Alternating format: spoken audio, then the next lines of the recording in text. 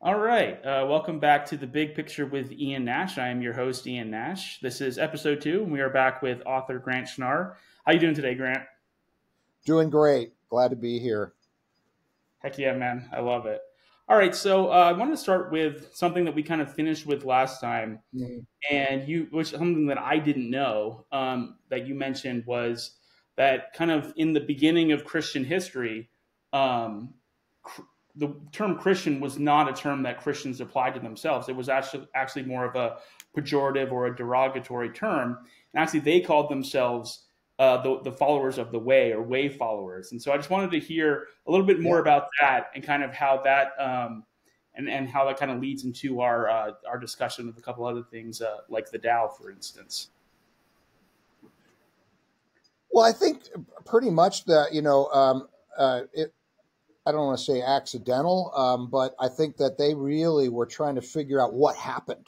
Like who was this guy, claimed to be the Messiah, a whole completely different way to think about religion, even because, religion before them was just a ritual and, this and that kind of thing. And here, Jesus's whole thing was on spirit and individualism, and the nobility of everybody. And so they were just going like, look, hey, are you a part of the way? They hadn't defined it. And in fact, it's really interesting to look at, early Christianity, nothing was really defined. I mean, they really didn't, there was no doctrine of the Trinity. There was no, how is one saved? I mean, it was very much the way, so that's very cool. Yeah, Also, I just think it's interesting. Just one more thing that Jesus also says, "I am the way, the truth, and the light." I guess he was a Taoist too. yeah, maybe. Yeah, I mean, and yeah, because I did want to kind of juxtapose that with the Taoism, which can be translated as the way or the path, Yeah, um, and just how and I think one of the things like kind of the new church does a very good job of kind of looking at it, seeing the positives in all the different world religions, and Mhm. kind of the doctrine that if you live a good life according to your religion or your philosophies or whatever, then you know then you did You're it. okay. You're Yeah. okay, right? So yeah, I guess this is kind of like more of a pointed question of it. It's like is is God and the Tao the same thing? Wow, you asked the best questions. Well, in a sense, I mean, right? You could take that one all over the place. When it comes to Christian, again, talking about Christian doctrine, what I think is interesting. Let's step back a little bit from that. Is that Swedenborg talks about providence, like uses that Christian word divine providence, meaning how God provides for us, right? But then the whole description of that is what he calls, almost want to say the way, but he calls it a stream, like a gentle flow. Get in the flow of God's providence that will lead you to all good things. And when I studied I knew about Swedenborg before studying the Tao, but studying the Tao Te Ching, I realized these are the same things. Swedenborg is talking about the same thing, just this idea of surrendering to in this sense, yeah, God surrendering to the Force. I don't mean like the Force in Star Wars, or maybe I do, but surrendering to the divine plan, which is love, which is happiness, uh, self-centeredness disappearing into love for others and for what is good. I think that's probably one way to look at it.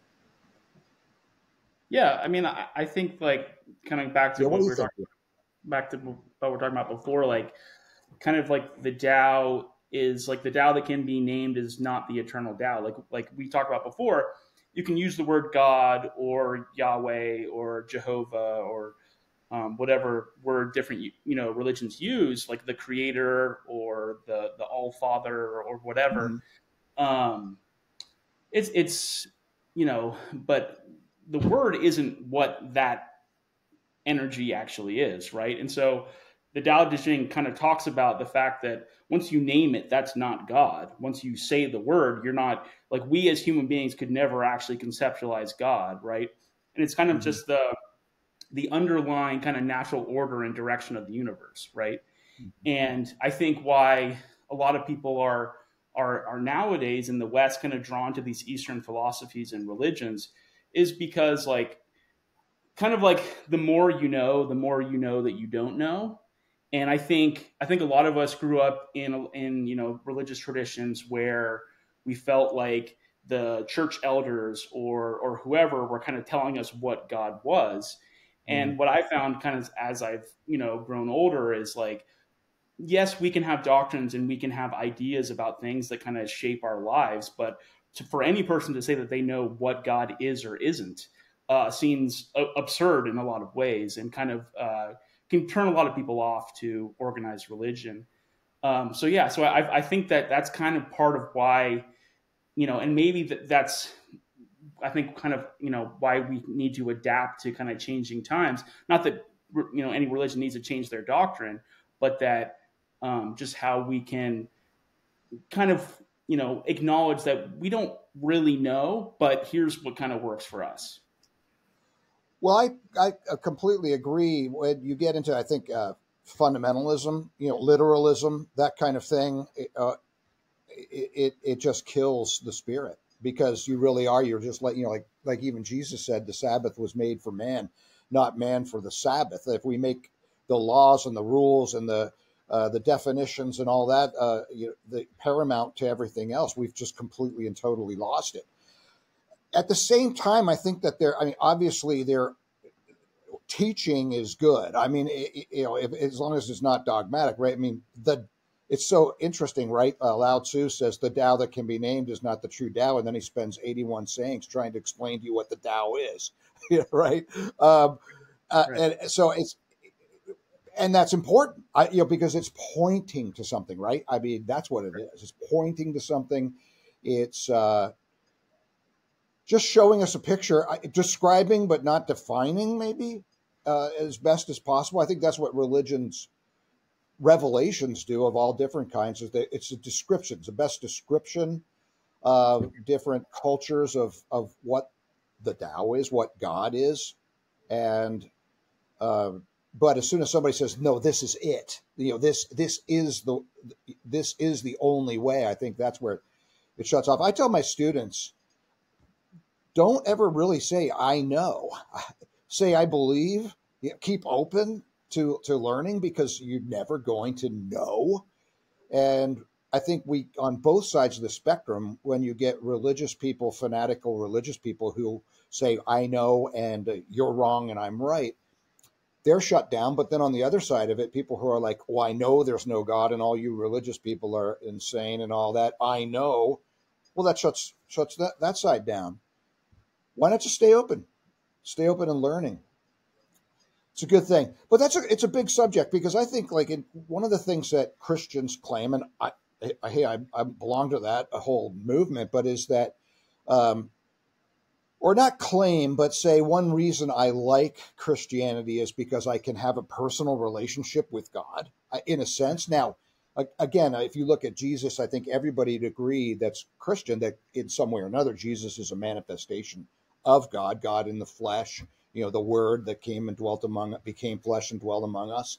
And we all look at that, well, what does that actually mean? And try to figure that out. But I think what that is for Christians, is the unknowable, the unmeasurable, the undefinable, as we were just talking about, in some kind of visible form that we can at least begin to address in our human, frail way. And so, again, we talked about this last time, I think. Swedenborg says, don't think of God, don't think of God as, person from person to essence. Because if you think about, like, oh, well, Jesus, who is he and all that? Well, then how does he fit in with the Father and God, all that? You're going to get lost. Think of from essence to person. Essence is love itself, life itself, that creative force, energy that came into this human being that was born of Mary, that kind of thing, in a way that reflects the divine. It's like the spirit took on a body. Now the body isn't God. The spirit you can't define it, like we talked about. But together, I think for me, what I like about what Swedenborg says, I can have the best of both worlds. I can have the infinite divine, beyond measure, in a form though that I can relate to as Jesus. So for me, that works pretty well. Nice. So yeah, so I think, and one thing that we had kind of covered a little bit last time that kind of got into was talking about the God of the Old Testament versus the God of the New Testament, similarities and differences. And I mean, this again, this is kind of a pointed question. Are they talking about the same entity? And then also, is God angry and judgmental? Mm. And because we talk about the concept of fire and brimstone, and that whole thing, and how it can be so easy to focus on those terms, and like we said, kind of the concept of a man with a beard sitting in the clouds judging everybody versus a more personal or more loving and accepting, and more God is love, and God is just like the energy of the universe, and God is just like the loving basic energy of all that exists. I think the one way, where do we get the idea of an angry God? In the Bible? It's there. I mean, if you look at the Old Testament, especially, and it's interesting though. If you really look at it, God is less evolved than people in the Old Testament. In fact, when they worship the golden calf, when Moses is up getting the 10 Commandments, God says, that's it. I've had it with these people. I'm going to destroy them. Like, look, we'll start with some other chosen people. And Moses is in there. Look, God, you don't want to do that. Everybody's going to think you're a laughing stock and all that. You got to work with me. It's like, and he changes God's mind. Look, either God is love itself or not. I mean, and the idea there is, I think that really one of the things that Swedenborg talks about is that for people at that time, or maybe that particular nation or area or whatever, that's the way that they related to the Creator. That's the way they were. And so in a sense, God is accommodating to them. And, whoever wrote that stuff down clearly had this image, of an angry parent. What I say with my students again is, like, I'll give them a little example of how maybe God is, the only thing that they would really pay attention to is if it was like an angry parent telling them, do this and die, and don't do this and live, or whatever. So one of the jokes I do, I say, look, if my child, when my children were growing up, if my child comes over to stick his finger in a light, in a socket or something, or his tongue, and I'm not going to go, well, listen, come, let us reason together, son. It's like, no, get your finger out of there. You will surely die. No, I really wouldn't do that, but thou shalt surely die if thou does. And I think that's the only thing that people would relate to. And what's sad is I still think that there are people in this world that's all they can relate to. Right? I mean, that it's got to be that black and white, that do, and if you want to be damned or you want to make it to heaven. But what you can see if you look at Revelations, but especially if you look at from the Old Testament into the New Testament, Jesus came out of the Old Testament, and is, as we evolve as a people, God's revelation has evolved. I mean, so Jesus comes out and he shows us a different picture. I mean, very, all of a sudden we're starting to get in the New Testament that real sense that God, that the divine does love us, and that through the Messiah, through Jesus, an absolute and complete love. And Revelation changed. And so we can see that very clearly. It's very interesting when Jesus goes through this whole thing about, you have heard that it was said, this, but I say unto you. So, for example, when he goes, you have heard that it was said, an eye for an eye and a tooth for a tooth. Meaning, if someone knocks your brother's tooth out, you go and knock their tooth out. Someone hurts them, you hurt them back. Jesus said, you've heard that, but I'm going to tell you, that's not true anymore. But I say unto you, love your enemies. Isn't that? Well, do you know where you heard it?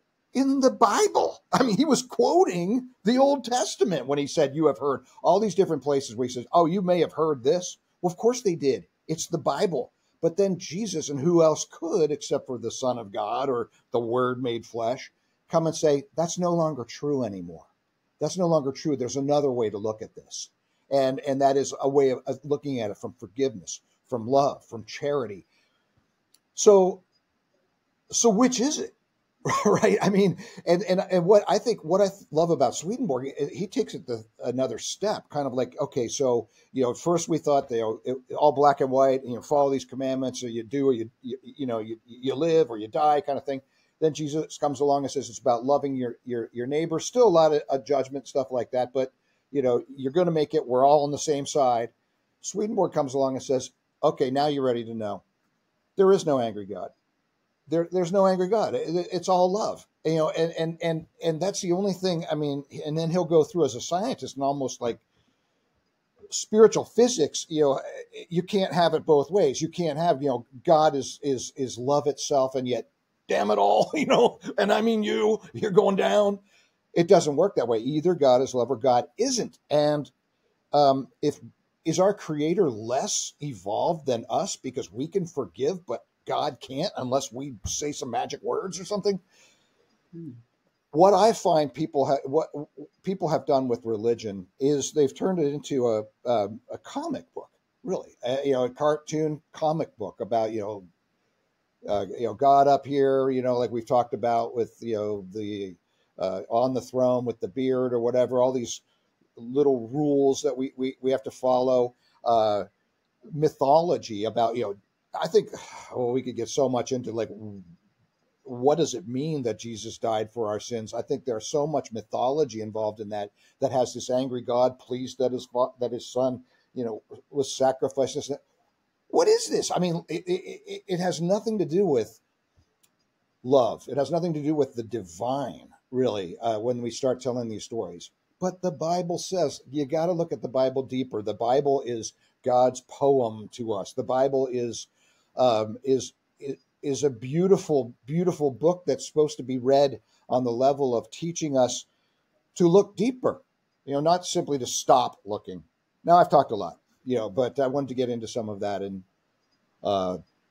just how I think God comes to us the way we need him. And I think that we've evolved in such a way. Yeah, we can be terrible people now as well as good. It's like technology can be used for good or evil, but we've evolved in such a way that we can have a better picture of who God is and be able to be responsible with that picture than maybe we could, thousands of years ago. Yeah, that makes a lot of sense. One thing I'm thinking is that we should probably define our terms, because I imagine some people who listen to this probably don't know who Swedenborg actually is. So I guess the question kind of, I know it would be a pretty long discussion, but just, I guess, briefly, or as brief as we can, who was Emanuel Swedenborg? What were his experiences? And what did he teach? And what are kind of the basic tenets of the churches that have been formed based on his teachings? All in 2 sentences. Swedenborg was an 18th century scientist and theologian. He had one of the highest IQs, was very successful in all different kinds of fields as an inventor, as a philosopher, you could go on, a scientist. He believed that he was prepared by God to basically in a sense, to reform or recover Christianity from where it had gone. I mean, meaning like to get us back to the idea that God is a God of love, to get us back to the idea that no one's out there judging us. We judge ourselves by the kind of life we choose to live and the kind of person that we become. That the Bible is a beautiful, deep window to eternity, that, layer upon layer of deeper spiritual meaning that, there's a million, go look them up. I think we can only take one thing at a time. But for me, what I like about Swedenborg as a scientist and a theologian is that basically he does say God is a God of love. There's good in all religions. I mean, if it's leading to that God of love, then it's leading to that God of love. That, life is our responsibility, what we want to do with it. We make our own decisions. We make our own decisions. We're the captains of our own fate, in the way of, yes, there's an eternity. And that eternity, we define what that's going to be for us here. Are we heavenly people inside, or are we hellish people inside? That's going to follow us into eternity. I like those things. I've always felt that I was blessed being in a religion that says, go out and look, go out and take a look. Don't just believe something because some council told you it's true. Is it, go out and compare it to other things. What's in your heart? Is it singing to you? Is it talking to you? And wow, what a difference. So therefore I could study all the various religions of the world, say for the book, Art of Spiritual Warfare. And, what is this struggle that every religion talks about? And not have to cut myself off from that because somehow there's some insecure God that doesn't want me to read other stuff. And so that's been a blessing for me. So 18th century scientist, theologian, wrote 30, some volumes on all the different subjects. And basically the idea that spirituality and rationality can go together. I think that's the best way to put it. Yeah, I love it. Yeah, I mean, I think for me, growing up in the New Church, which is the General Church of the New Jerusalem, look it up if you'd like to.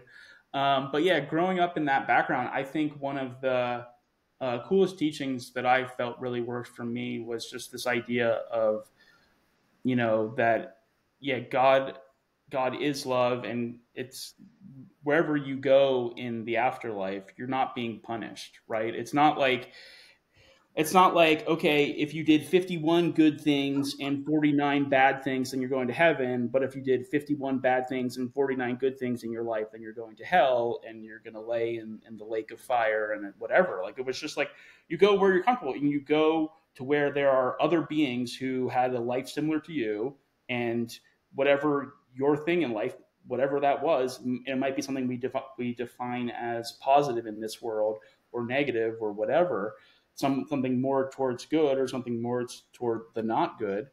Just you're going to go where you're comfortable. Like, I remember one teaching was like, yeah, if you take someone who just lived a horrible life and you put them in like the highest realm of heaven, they're going to be miserable because the love is too intense, the energy is too intense, and just that they couldn't handle it. They would want to go somewhere different, right? And I think that's like it's a very loving and accepting message, So I always thought that was a very cool teaching. Yeah, agreed. Part of what I again tell my students is that it's not simply what you do or what you believe that gets you to heaven or hell. It's who you are. And that's so different than I think any religion that I won't say any, but most religions that have an afterlife have a judgment, and it's usually someone else is putting you in your eternal destination. What's so unique about Swedenborg is the idea, let's stay with God being love, that we create our own destiny. We, in the perfect sense, we were created here as objects receiving vessels of God's love. We are being prepared here for a life of eternity with our Creator and with one another in community. The whole idea here is that we get to choose. We get to choose how we want to show up. Now, of course, we have certain talents or certain interests and stuff like that, but we get to bring into ourselves how that love from God is going to be reflected in us and come through us. And then we're born, so to speak, into eternity, into the reality of that, if we're a heavenly loving person, into the reality of heaven and with loving community. But there's nobody telling us, you said the right thing or you didn't, or you believe the right thing and you got to go this way or you can go that way. It's our decision.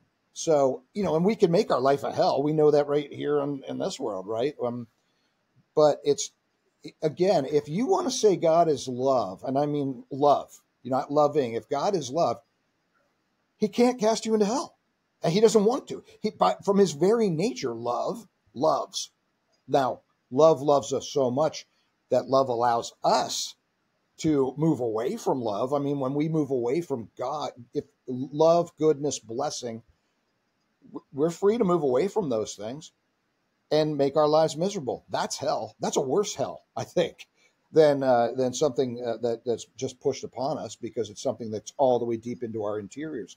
But it's our choice, and I think that makes such a big difference for me in the way of looking at life. God is always on my side. God is always on my side. I can mess that up, but what a wonderful thing. I mean, how terrible to think, no, um, I'm a, I don't know, like I'm not worthy in God's eyes. Really? Your parent thinks that you suck. That kind of, it's like, what? I don't like Yeah. that. Yeah. I think it's just, I really like just the concept of just like we create our own hells. Like, and I think we, many of us experience it in our own lives, and it's just part of being human. It's like what your obsessions or your just like desires or your delusions and illusions that in which we live, those types of things. It's like, yeah, and this goes back to a lot of, kind of the Eastern philosophies and especially Buddhism, just this idea of we create suffering through our desires, right? And how the fact that, nirvana is not like this within Buddhism, it's nirvana is not something that only the Buddha can achieve, right? It's not something that, you know, Buddhists really don't worship Buddha. Some people kind of do, Right, and yeah. some people, there's some deities and things like that. But it's the idea that we can all free ourselves from suffering by blowing out the flame of these Yeah. fires of desire that we have. And I actually kind of wrote down, it's three different fires that they have that is kind of defined. So the first one, their first fire is raga, and that's any form of greed, sensuality, lust, or desire, or any attachment to any sensory object, like some obsession about something that we want, like some possession or something like that. The second would be devesha, which is hatred or anger, hostility, ill will for other people. And the third is moha, which is ignorance, illusion, delusion, or confusion, just like, getting caught up in ideas that we don't know to be true. So yeah, so I think, there is so much overlap between Christianity and the other philosophies, other religions, that you can free yourself from suffering, and there are different ways of doing it. But yeah, I've always found that very comforting, and just very like a different way. Like, I've always enjoyed looking at different ways of looking at things, and that's one. And yeah, I'd love to hear your thoughts just on how do we, like, it's, not achieving nirvana as like, okay, now whatever, I can, leave the cycle of birth and death, leave samsara, but just like how, like blowing out the flame of our obsessions and desires and freeing ourselves from the hell we create, freeing ourselves from the suffering that we create. Well, you said it all. I mean, and since I will say that I love that doctrine too, and I love it because it's the same thing I've always believed. I think it's what Swedenborg basically teaches. It's like Buddha said, the desire is a rushing river. You get in that. That's not the kind of stream of providence we want to be in. It takes us away to all things that are all suffer. It takes us into suffering. So the idea here that hell is uh, hell is suffering, but it's a suffering that we bring upon ourselves, and that evil, lust, desire, the fires, which I think are interesting because you have there that hatred, but also that whole idea of what Swedenborg calls falsity or false ideas, that those two are married together, really, evil and falsity. So not only do we have that flame burning within us, but we got the smoke that, that really stops us from being able to see clearly where to go. But I love that. I think that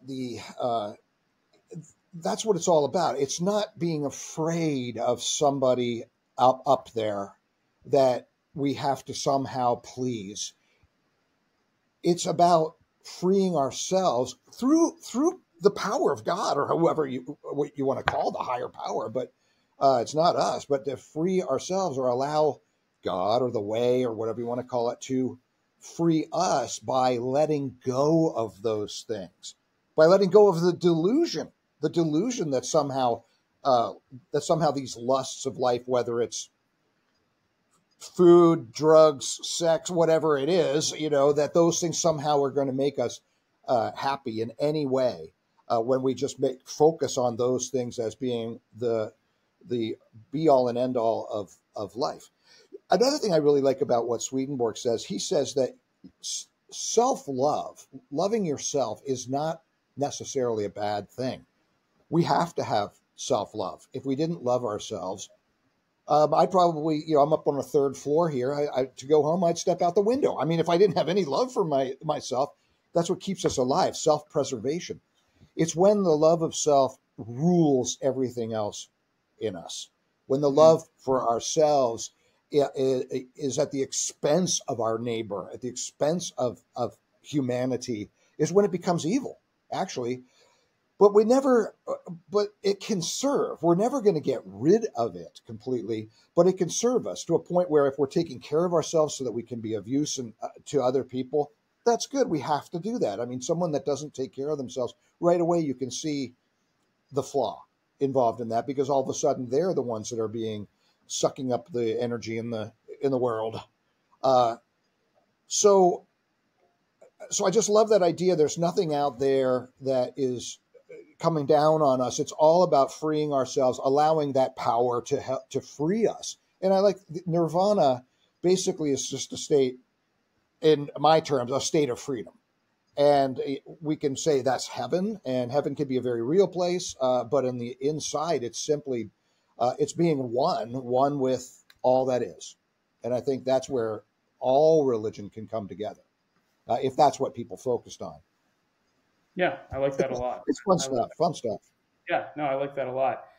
So I have another pointed question. So this is kind of bringing some of these ideas together. So are Christianity and the concept of reincarnation incompatible? Or are they entirely incompatible? Are they partially incompatible? Or how would you answer that? Well, in the sense that they both lead to goodness, they're compatible. I mean, in the sense that the whole idea is to become, in one way or another, a better person or a better being, and by better reflecting love and wisdom, bringing that positive energy into this world. It's all the same. It's all the same. So, I mean, as a path, I think basically Christianity, most Judaism, Islam, there's always these sects, right, that are different. But basically, it's as the tree falls, so it lies. And basically the idea that we live here once and we learn here, we have every opportunity, and then we're being born into eternity. And that's it, right? That's one way to look at it. Another one is that, well, we keep coming back and here, and we learn lesson after lesson, and then we're born into eternity. So they're both, the end is the same and the means is the same. So whether you want to believe in one or the other, I come out of the Christian tradition. So, I tend to think, well, we whether we have one shot or 25 shots at it, in God's eyes, it's all the same thing. It's timeless. And so what I find interesting, I think what I'd like to say is, as you know, in Eastern philosophy, reincarnation, you don't want to come back. You want to evolve right to a nirvana where you're freedom and you're free. You don't want to come back anymore. Americans or Western world or whatever has adopted reincarnation for the exact opposite reason, because we want to come back. We're so materialistic, we can't let go of the idea that this is the only world that there is, and so we just have this deep innate desire and understanding of life that so and religion to think, oh yeah, I love that idea. I can keep coming back here. Uh, and and again, I mean, every time, how many people, like, especially in the West, say, well, in a past life, I was a prince or I was a princess or I was some great general or whatever. I don't know anybody comes back and say, you know what, I was a beggar on the street or whatever for the last 25 lifetimes. I'm not proud of it, but no, it's always some beautiful fantasy world. I mean, Well, you hear so what I'm saying. here's what I'll say to that. I mean, Yeah. I totally get your points with all that. I would say a lot of people just find that concept comforting, in that when you look at the Abrahamic religions, that living here once and then living to eternity somewhere else, right? Being created at some exact point, living on the earth and then dying and then living somewhere else, some other plane until eternity, right? Then it feels like you have to get it right this time, right? Mhm. You have to get your life, figure out your life, do it correctly this time. Whereas in the concept of reincarnation, it's like, well, you've essentially had thousands, perhaps millions of incarnations, and you're slowly perfecting yourself to eternity, slowly getting close enough to where you can achieve nirvana and leave this cycle of birth and death, leave Mhm. samsara, and then spend eternity, in bliss, in connection with God, like return to God, right? So, Mhm. so yeah, I mean, I've personally never had people tell me that they want to keep reincarnating because they think the Earth is so much fun. There could be people like that, I don't but think people say that. I think that there is a materialism involved in the concept. But I think probably I agree with you. I mean that anybody who's a thinking person who really has delved in deeply into reincarnation, uh, I have a lot of respect for. Really, I mean, I think it does. It answers a lot of questions. It answers a lot of questions that uh, I'm glad people are asking. I just also think, and maybe I'm talking more about the new age and the potions people sell and stuff like that. That kind of world where people are into reincarnation on a very superficial level, not the kind of thing where they've really looked into it and really have taken it on. In fact, I've said for years, I think anybody that has any kind of um, desire to any thinker at one time or another looks into reincarnation. yeah, Because it does make so much sense. And again, I think that one of the reasons I'm not as uh, worried is because I do believe that uh, we are given opportunity, and in God's eyes, what's the difference between 1,000 years or 100? I mean, so in a sense, I feel like it's all the same. So. But I get you. I mean, I guess mainly I think that idea of an eternal hell, right? But I can go through that and intellectually see that has to be the case, but it still bothers me. I mean, I wish I did have 1,000 million whatever times um, to get it right.